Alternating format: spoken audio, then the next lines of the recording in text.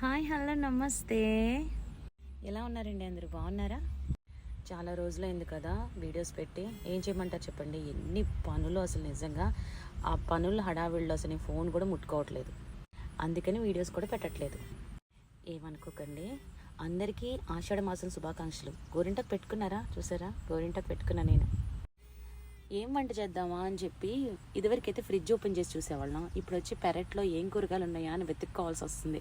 So నేనైతే ఇప్పటికీ 2-3 సార్లు వండాను పప్పు. గోంగూర సూపర్గా పుల్లగా ఉందండి. నా గార్డెన్ చూపించలేదు కదా, చూపిస్తా చూడండి. సో ఇదంతా గోంగూర అనమాట. ఇప్పుడే గిల్లాను కొన్ని ఆకులు పప్పు చేయడం కోసం. ఇంకా ఉన్నాయి. ఇంకా పూత వస్తుంది కానీ కాయ రావట్లేదు. టమాటాలు చూసారా ఎంత బాగా వచ్చినాయి, గుత్తులు గుత్తులుగా. గార్డెన్లో అనుకోని అతిథులు వచ్చారు, చూపిస్తా చూడండి. వచ్చేసరికి చింత చెట్టు, ఒకటి వచ్చేసరికి మామిడి చెట్టు. ఇలా చూసారా ఎంత పెద్దగా ఉందో.